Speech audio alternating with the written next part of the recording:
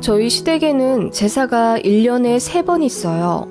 구정 제외하고 원래는 2번만 있었다고 하던데 제가 이 집에 시집 오면서 시어머니가 갑자기 제사를 한 개 더 늘리셨다네요. 큰 댁에서 지내는 제사를 일부러 가져오신 거예요.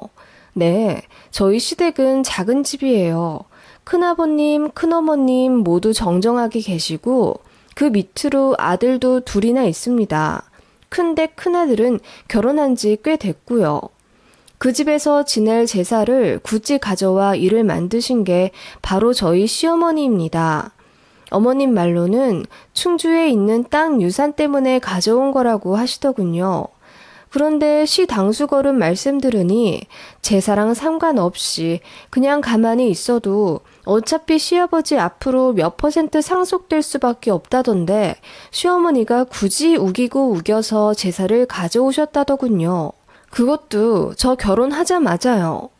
그래서 봄에 2번, 가을에 1번 이렇게 제사 지냅니다. 저는 맞벌이 하고 있는 워킹맘이고요. 교육청에서 근무하고 있는 공무원입니다. 안 바쁠 땐 칼퇴하며 애들 챙기지만 바쁠 땐 진짜 바빠요. 야근도 많이 하고 결코 꿀빠는 보직 아닙니다. 애 둘 낳고 제대로 쉬지도 못하고 바로 복귀했고 그때마다 도와주신 건 저희 친정 어머니이십니다. 시댁은 저희 집이랑 차로 2시간 거리이고 친정은 저희 집이랑 좀 가깝기 때문에 아이들 등하원이나 가끔 불시에 애들 아파서 조퇴하고 그럴 때 저희 친정엄마가 다 도와주셨어요. 일하는 엄마가 죄라고 애들이 제 말은 안 듣고 지 외할머니만 더 따르고 좋아할 정도로 저희 애들과 친정엄마 사이의 유대감은 참 특별합니다. 저 역시 저희 친정엄마한테 얻어먹은 반찬만 냉장고 몇십 대는 꽉 채울 정도일 거예요. 그래서 저도 친정엄마한테 많이 보답하려고 노력했고요. 한 달에 용돈도 섭섭치 않게 드렸고 제주도며 괌이며 여행도 보내드렸습니다. 그런데 저희 시어머니는 이런 단편적인 모습만 보시고 질투를 많이 하시더라고요. 사실 친정엄마 덕분에 저도 일하며 건실하게 가정 꾸리는 거잖아요. 솔직히 말해서 결혼하면서 시댁에서 지원 한 푼 안 받았습니다.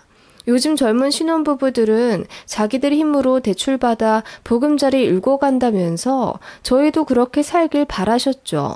저희도 마음 같아선 그러고 싶죠. 그런데 모아둔 돈은 빠듯하고 대출을 억씩 턱턱 받자니 뭔가 숨도 막히는 와중 친정엄마가 모아두신 비상금으로 저희 신혼집 보태주셔서 겨우 한숨 돌렸거든요.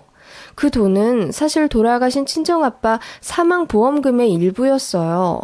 얼마나 의미 있는 돈인지 알기에 정말 받기 싫었지만 친정엄마가 기어코 손에 쥐어주신 덕분에 눈물로 계약한 저희 첫 집입니다.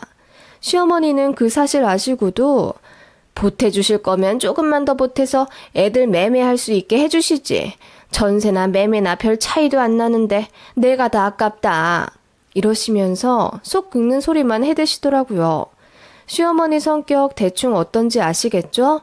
솔직히 말해서 진짜 철모르는 20대 후반에 시어머니 자리 제대로 살펴보지도 않고 한 결혼이라 망정이지. 다시 그때로 돌아간다면 바로 파혼하고 싶네요. 아무튼 그런 시어머니였고 저도 나름 할 말 하는 며느리라 애들 낳고 나서는 무서울 게 없어 시어머니한테 말대꾸도 좀 하고 투닥투닥 거리기도 했습니다. 많은 일들이 있었고 저도 시간이 많이 지났기 때문에 이제 웬만한 일은 한 귀로 듣고 훌려버릴 지경에 이르렀지만 결코 적응이 되지 않는 것이 하나 있습니다. 바로 시댁 제사입니다. 일전에 시어머니가 시댁 제사 다 끌어모아와 1년에 3번 지낸다고 썼잖아요. 네, 그 제사 무슨 일이 있어도 제가 다 참석하길 원하십니다. 제사는 거의 평일 저녁에 하시고 어머님은 제가 낮부터 시댁에 와서 음식하길 바라십니다. 저는 맞벌이라고 했잖아요. 안 그래도 애 둘 낳고 책상 지키랴 승진 준비하랴 바빠 죽겠는데 시어머니는 그런 것도 아랑곳 않고 제사는 무슨 일이 있어도 꼭 저를 부르십니다. 제사 있는 날은 무조건 휴가를 써야 한다며 일주일 전부터 저를 채근하세요. 다음 주에 제사인 거 알지? 휴가 결제 미리미리 받아놔. 저번처럼 발등에 떨어진 불똥 마냥 급하게 해서 오지 말고. 어머님, 다음 주에 행사가 너무 많아서 휴가 내기가 부서원들한테 너무 미안해요. 승진한 지 얼마 안 됐기도 해서 눈치가 많이 보이는데 저 이번에는 애들 아빠만 보낼게요. 몇 년 동안 빠짐없이 참석한 제사잖아요. 몇 년 동안 안 빠진 거 이번에는 왜 빠진다는 거냐? 어차피 오래 못 다닐 직장인데 왜 그렇게 공들여 다니니? 잔말 말고 무조건 와. 적어도 2시에는 와야 한다. 그래야 방앗간에 네 차 타고 같이 가지. 어머님, 제가 시댁 제사일에만 유독 약한 이유가 있습니다. 결혼 초일이었어요. 그날도 시댁 제사를 앞두고 있었는데 회사에서 일이 너무 많아서 점심도 못 먹고 일했어요. 오후 반차를 쓴 날이라 1시에는 나가야 했었는데 도저히 안 되겠더라고요. 애초에 반일 휴가를 낸 것 자체가 무리였던 주였습니다. 그래서 별일이야 있겠냐는 심정으로 시어머니께 문자로 제사 참석 못하겠다고 죄송하다고 써서 보내드리고 바로 정신없이 일하고 있었습니다. 그런데 3시간 정도 후 동기에게 메신저 쪽지가 오더라고요. 직장 건물 1층 로비에 저희 시어머니가 와 계시니 빨리 내려가 보라고요. 그 쪽지 보자마자 놀라서 허겁지겁 내려갔더니 시어머니가 얼굴이 벌개진 채로 저에게 삿대질을 하며 마구 화내시더라고요. 뭐? 제사를 안 온다고? 이혼할 거 아니면 여자가 시댁 제사는 무조건 참석하는 건데 너 지금 이렇게 되도 않게 나오는 거 보니 우리 아들이랑 이혼할 생각이로구나? 네? 어머님, 그게 무슨 말씀이세요? 저 너무 바빠서 점심도 못 먹고 이랬어요. 사정이 있잖아요. 사정은 무슨 사정? 참말 말고 와. 내가 너 버릇 고쳐주려고 한달음에 네 직장까지 왔어. 당장 가방 가지고 내려와. 무슨 대단한 일을 한다고. 그렇게 시어머니는 저희 회사 사람들 앞에서 고래고래 소리를 질러가며 혼을 내셨고 저는 그날 개망신을 당했습니다. 시어머니는 제사에 있어서는 철두철미하신 분이었습니다. 제가 맹장이 터져도 전쟁이 터져도 시댁 제사에는 반드시 와야 한다는 일종의 집착 같아 보이기도 했어요. 그날 저는 눈물을 펑펑 흘린 채 시댁에 가 전을 부치고 사과를 자르며 제사상을 차렸습니다. 어머님이 그러시더라고요. 알겠지? 너 제사 안 오면 내가 지구 끝까지라도 쫓아갈 거다. 또 망신당하고 싶지 않으면 제사하는 날에는 제깍제깍 건너와. 다행히 몇 달 뒤 다른 지역 청으로 이동하게 되었고 저는 세근무지에서 또 망신당하고 싶지 않아서 제사는 무조건 참석했어요. 어머님은 정말 한다면 하는 분이라 직장에 또 오실 것 같았거든요. 저희 남편이요? 이런 시어머니에 대해 본인도 당연히 불만 가지고 있습니다. 제사로 저 피곤하게 하지 말라며 본인이 더 불같이 화내는 사람인데 또 웃긴 게요. 남편이 나서면 가만히 있던 시아버지가 난리치십니다. 어디서 고추 달린 게 집안 제사 가지고 여자 감싸냐고요. 정말 길길이 날뛰면서 화내시는 바람에 그냥 제가 알겠다고 하고 그랬어요. 전부 다 말씀드릴 수는 없지만 아무튼 피곤한 집안입니다. 그냥 제사만큼은 제가 숙이고 들어가는 게 여러모로 평화로워요. 아무튼 그렇게 살아왔고 1년에 3번만 시어머니 비위 맞춰 제사 참석하면 1년이 평화로웠기에 좋은 게 좋은 거라고 생각하며 몇 년을 살아왔어요. 솔직히 말해서 제사가 엄청 많은 집도 아니고 3번이면 무난한 편이잖아요.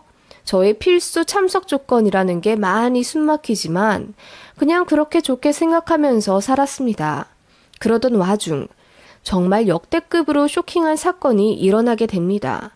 가을 제삿날 일주일 앞두고 시어머님께서 역시나 제사 채비를 하시며 카톡이며 전화로 저를 닥달하기 시작하셨죠. 저는 신입 교육도 맡았고 새로 진행하는 업무도 있어서 정말 눈, 코 뜰 새 없이 바쁜 일상을 보내고 있었어요. 야근도 아무리 늦어도 11시에는 퇴근했었는데 그 주는 할 일이 폭탄처럼 쏟아져서 새벽 1, 2시에도 퇴근하고 그랬습니다. 그 정도로 힘든 거 어머님도 알고 계셨고, 말씀으로는 에구, 그렇게 바빠서 어떡하냐. 몸 건강 챙겨가며 일해라. 라고 말씀은 하셨지만 곧 죽어도 제사 오지 말란 말씀은 안 하시더라고요. 보다 못한 남편이 이번엔 강경이 나서며 며느리 대신 본인이 가서 음식 장만하고 제사 준비하겠다고 통보했는데 역시나 시아버지가 불같이 화를 내셔서 또 제가 그냥 간다고 하고 마무리 지었어요. 그리고 제삿날 휴가 처리했고 업무에 지장 없도록 미리 일 다 해놓느라고 회사에서 점심도 걸러가며 줄 야근했습니다. 친정엄마가 그런 제 모습을 보시며 전에 없이 한숨을 크게 쉬시더라고요. 저희 친정엄마는 제가 일하랴, 애들 낳아 키우랴, 동분서주하는 게 닦아시다 하시면서도 시댁 일이나 남편과의 일에는 크게 관여를 안 하셨습니다. 가까이 산다고 제 집처럼 관리하고 간섭하면 저 스스로 갈등을 해결하는 방법을 못 찾는다며 제가 남편이랑 싸우거나 시어머니한테 불합리하게 당하는 듯한 상황이 있어도 두 손 걷고 나서주신 적은 없으세요. 단지 저를 위해 우리 애들을 봐주시고 반찬 사다 먹지 말라고 직접 해주시는 정도로 선을 그으셨습니다. 그게 저희 친정엄마만의 방침이었어요. 결혼 초반까지는 가끔은 너무 제 편을 들어주지 않는 친정엄마에게 서운할 때도 있었지만 돌이켜보니 엄마가 현명하신 거더라고요. 남편이랑 싸웠다고 친정집으로 도피하거나 시어머니 때문에 속상할 때 쫄랑쫄랑 친정엄마한테 달려가 일러 바치고 그랬다면 악순환만 됐을 것 같아요. 그래서 가까이 사는 친정엄마는 나름의 기준을 세우신 거였어요. 그런데 딱 하나, 제사 문제만큼은 친정엄마도 많이 속상해 하셨어요. 일하는데도 휴가까지 써가며 제사를 지내는 것이 영 이해가 안 가시는 거죠. 그래도 제 앞에서 대놓고 시어머님을 험담하거나 하진 않으셨어요. 저랑 남편이 알아서 잘 해결하길 바라면서도 은근히 제사에 있어서는 좀 융통성 있게 갔으면 하는 바람은 있으셨죠. 아무튼 그 가을 제사 시기에 제가 너무 바쁜데도 불구하고 휴가를 냈습니다. 그런데 제사 전날 직장에 인사 문제로 큰 사건이 하나 터지게 되어 난리가 났어요. 그 일 수습하느라 밤까지도 팀 내 회의하고 정말 비상이었습니다. 도저히 제가 휴가를 낼 입장이 안 되길래 시어머니께 제삿날 당일 새벽에 전화를 걸었어요. 어머님, 빨리 말씀드리는 게 좋을 것 같아서 조금 이른 시간에 전화드려요. 저 이번에 제사 못 갈 것 같아요. 부서에 너무 큰일이 생겨서 수습하고 있거든요. 뭐? 못 온다고? 휴가 냈잖니? 휴가 반환해야 할 것 같아요. 제가 빠지기가 너무 힘든 상황이에요. 그런 게 어딨다니? 빠질 사람은 빠져도 다 돌아가게 돼 있어. 잔말 말고 무조건 와. 이번엔 다른 친척들도 몇 명 오신단 말이야. 네가 안 오면 어떡해? 어머님, 저 지금까지 꼬박꼬박 휴가 내고 제사 갔잖아요. 이번만 봐주시면 안 돼요? 정말 안 될 것 같으니까 이 새벽에 전화드려서 말씀드리는 거잖아요. 제가 마침내 눈물을 터뜨리며 어머님께 애원하자 어머님도 당황하시더니 이내 막 화를 내시면서 아니, 그런 게 어딨어. 며느리가 무조건 와야지. 네가 못 오면 뭐 니네 친정엄마라도 연락해서 보내. 일손도 모자라 죽겠는데 여자가 그깟 직장일 때문에 시댁제사도 못 온다는 게 말이 돼? 너희 친정엄마가 그렇게 가르치셨다니? 자식 잘못 키운 책임 내일 와서 지시라 그래. 라고 막말을 하시더라고요. 진짜 제사 관련해서는 예민하고 빡빡하게 구시는 거 알고 계셨는데 이렇게까지 나오실 줄은 꿈에도 몰랐어요. 친정엄마 자식 교육까지 운운하시니 저도 너무 열이 받아서 어머님, 그깟이라고 말을 붙일 수 있는 게 제 직장인지 제사인지 모르겠네요. 제가 놀고 먹는 것도 아니고 애들 아빠랑 애들이랑 잘 살아보겠다고 코피 터지게 일하며 직장 다니는 건데 왜 그게 그깟이라는 말이 붙어야 해요? 저 진짜 치열하게 살아요. 하찮은 일 하면서 시간 때우는 거 아니라고요. 그리고 어떻게 자식 교육 운운하시며 모욕을 주세요? 저희 친정엄마가 왜 시댁에서 제사를 도와야 하나요? 제가 입에 모터 달린 듯 울분을 쏟아내자 시어머니가 당황하시면서 아니, 말이 그렇단 얘기지, 말이. 누가 진짜 사부인 모셔오랬니? 그 정도로 여자한테 제사가 중요하다. 이 말 한 거지. 됐다. 너 알아서 해라. 하고 끊으시더라고요. 전화 끊고 눈물이 줄줄 나왔고 남편이 사실 알고 너무 미안해하면서 이번에 본인이 가서 무슨 일이 있어도 제사 관련해서 일 마무리 짓고 오겠다 하더라고요. 안 그래도 저도 직급이 올라가면서 많이 바빠졌거든요. 그리고 그날 직장일 때문에 저녁에 애들을 맡기고자 친정엄마께 전화를 드리다가 제사일로 시어머니한테 한 소리 들은 걸 말씀드리게 됐어요. 원래 같았으면 미주알, 고주알 다 말씀드리진 않는데 이번엔 저도 너무 속상해서 시어머니의 실언까지 어쩌다 보니 다 전달하게 됐습니다. 그러면 안 되지만요. 친정엄마는 제 예상보다 더 불같이 화를 내셨어요. 뭐라고? 나더러 자식 교육을 잘못 시켰다고 했다고? 제사가 네 직장보다 더 중요하다고 했다고? 세상에, 일하는 며느리 꼬박꼬박 제사에 불러 일 시키는 거 가만히 보고만 있었더니 이건 뭐 똥인지 된장인지 구분도 못하는 집안인가 보다. 자식 교육? 내가 이번에 가서 제대로 교육시키고 와야겠다. 하시면서 화를 내시더라고요. 그냥 홧김에 그렇게 말씀하신 줄 알았는데 아니었습니다.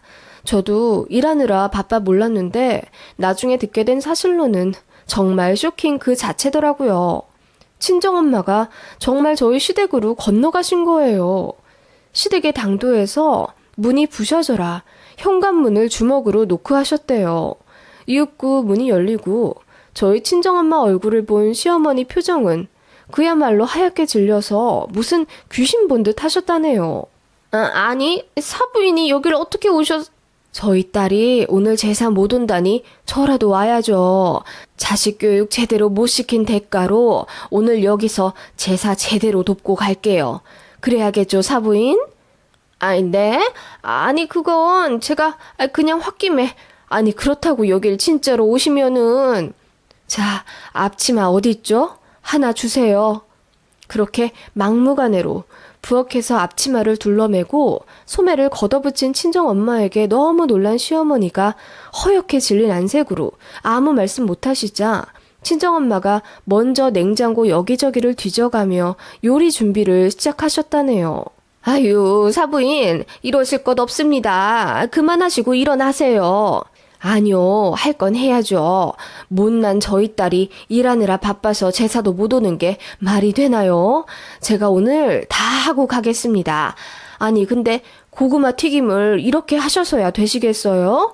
이거는 설탕물에 좀 재워놔야죠, 사부인. 설탕 좀 가져오세요. 그렇게 친정엄마가 한술 더 떠 시어머니에게 일을 시키기 시작하셨다네요. 그리고 제사상에 오를 요리마다 간섭하며 한 소리 하셨다네요. 가자미를 이렇게 올리셔야 되겠어요? 취잣물 없으세요? 권위 있는 집안 제사상이면 조금 더 신경을 쓰셔야지요. 아이고, 사부인, 이것 보세요.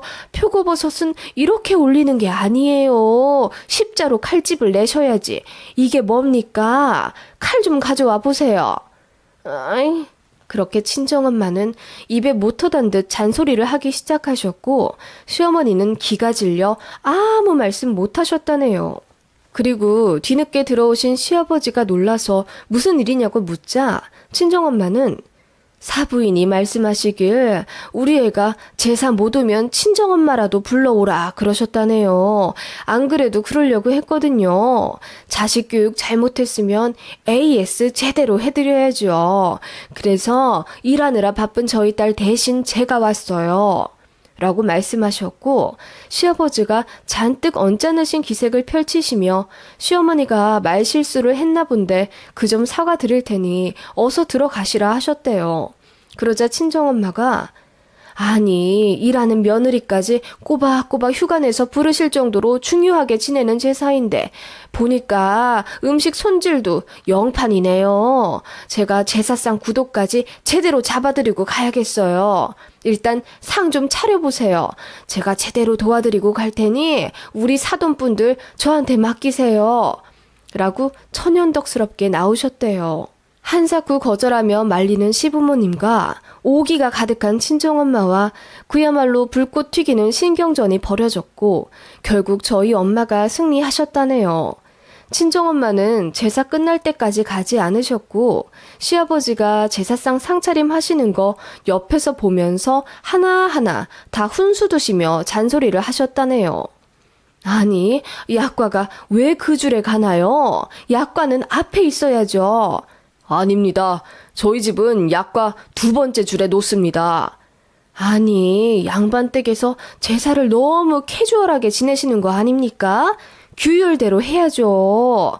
그렇게 까랑까랑한 목소리로 저녁 8시까지 훈수를 두시는 친정엄마에게 질릴 대로 질려버린 시부모님은 결국 백기를 드셨고 사과를 하셨다네요.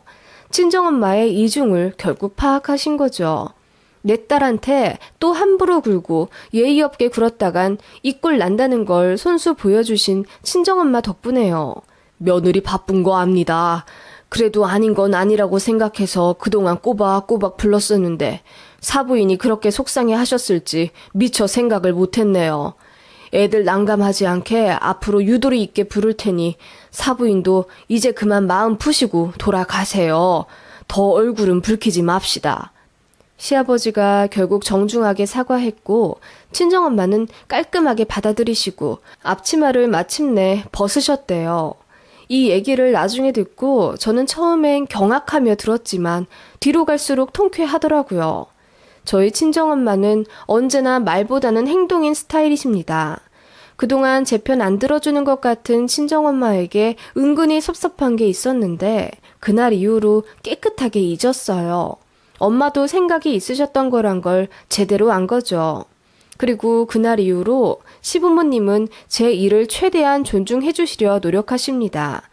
보수적인 지역에서 나고 자란 분들이라 며느리 대하는 행동 고치기가 쉽지 않으셨을 텐데 그날 이후로 많이 조심하시더라고요. 제사는 최대한 참석하려고는 하지만 무리해선 가지 않아도 될 정도로 변했습니다. 그리고 남편이 대신 가도 시아버지가 이제 아무 말 안 하시고요. 사실 친정엄마의 행동에 어쩌면 양가 어르신들 큰 싸움이 될 뻔하기도 한 건데 이렇게 무탈이 지나간 거 보면 다행이기도 해요. 상황이 좋게 흘러가서 다행이고 손발 걷고 행동으로 상황을 정리해 주신 친정엄마에게 정말 고맙습니다. 좋은 게 좋은 거라고 그냥 참고 저를 희생하려 했던 지난날의 제가 바보 같고 많이 반성합니다. 그날 이후로 그 일은 웃지 못할 하나의 사건이 되었고 농담까지 하게 되는 정도에 이르렀답니다. 저희 친정엄마의 골 때리는 복수 어떠셨나요?